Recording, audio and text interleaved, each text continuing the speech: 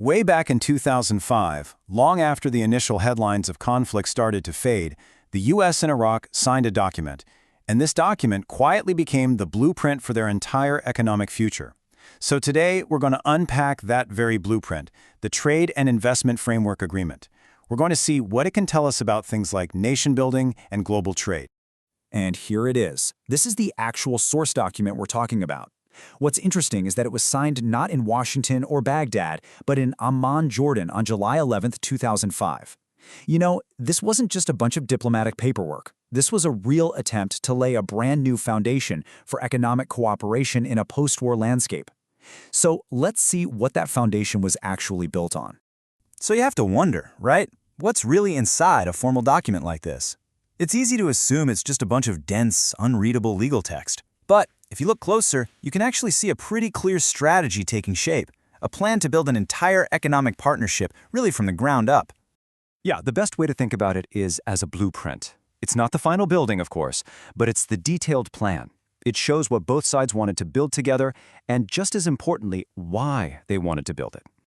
So let's start right there with that why. The very first part of the agreement is what's called a preamble, and it basically lists all the shared motivations. You can think of it as the mission statement for the entire relationship. And this was not a brief mission statement, not at all.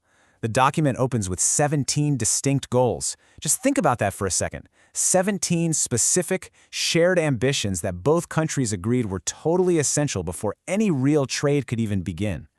Now, we're not going to go through all 17, don't worry, but you can see they all kind of circle around these key themes. It wasn't just about money. The goals ranged from jump-starting Iraq's economy to fighting corruption to protecting things like intellectual property and even upholding worker rights. It was a really comprehensive vision for the future. The very first goal gets right to the point. It talks about recognizing the urgent need to revive Iraq's economy. And that language, that urgent need, that tells you everything. This wasn't just some routine trade talk, it was a direct response to a crisis. It was an attempt to rebuild an entire nation and bring it back into the global economy. But it goes deeper than just reviving the economy. The agreement specifically calls out the need to eliminate bribery and corruption. And this is absolutely crucial. It shows that both sides understood that no amount of investment in the world would matter if it wasn't built on a solid foundation of transparency and trust. And this wasn't just about corporations and governments either. The agreement also made a specific point to recognize the importance of worker rights. It wanted to ensure that the economic growth they were hoping for would be built on internationally recognized labor standards.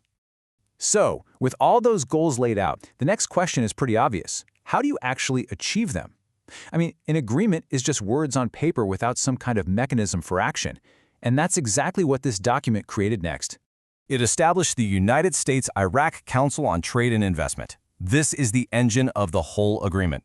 It's a formal group with members from both governments, and its whole job was to make sure the goals of that blueprint were actually being pursued. And Article 2 of the document spells out exactly who's in charge. On the U.S. side, it's led by the Office of the U.S. Trade Representative, and on the Iraqi side, it's chaired by their Ministry of Trade. This structure ensures you have high-level people involved and a direct line of communication. Okay, so we have the why, those 17 goals, and we have the what, the council. So now let's look at the how. How is this council supposed to actually get anything done? Well, the agreement lays out a very clear 4-point mission. So here are its core jobs. First, to monitor and identify. Basically, just keep an eye on everything. Second, to hold consultations, to actually talk through specific problems as they come up. Third, and this is a big one, to actively work to remove barriers to trade. And finally, to seek advice from people outside of government, from the private sector and from civil society. So it was designed to be both a watchdog and an active problem solver. Of course, no formal pact is complete without a little bit of fine print, right?